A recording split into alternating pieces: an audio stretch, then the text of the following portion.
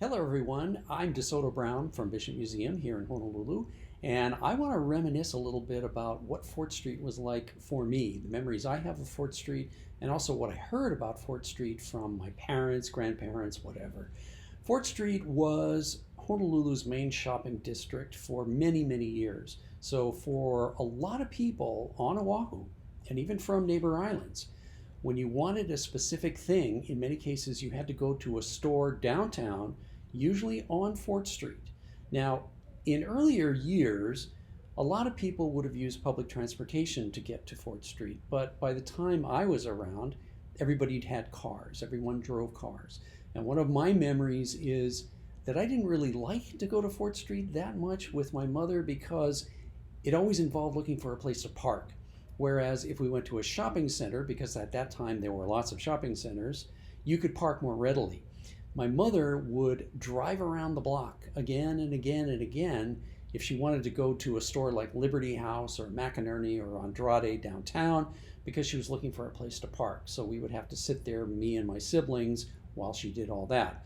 And then Fort Street did have a vitality to it. It did have an excitement level a little bit because it was concentrated, because there were a lot of people, because there was moving traffic, and because there were a lot of pedestrians. You had a sense of vitality. As I said, you had a sense of urban excitement. So that was something Fort Street did have. Fort Street also, historically speaking, was the place where exterior urban Christmas decorations first came into use.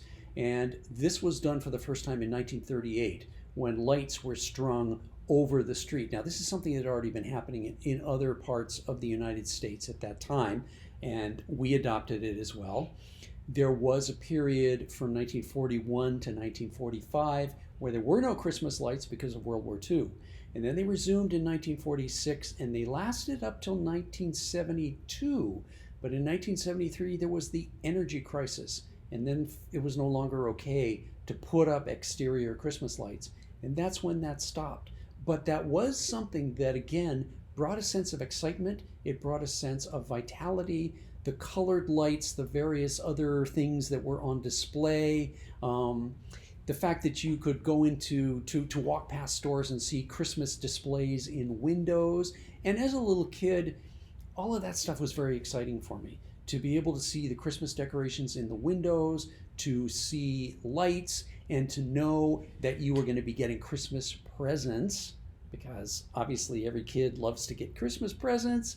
That was something that really attracted me as well. And I can remember seeing the Christmas lights downtown on Fort Street and feeling that sense of excitement. But it was also where Fort Street was where there were a lot of other services. So, for example, I went downtown to go to the dentist. It wasn't on Fort Street, but for a lot of people, there were doctor's offices that they attended there as well. So it wasn't just shopping, although the shopping was concentrated there, and it was therefore the target of a great many people when they went shopping to go to the well-established and well-known stores on Fort Street in downtown Honolulu.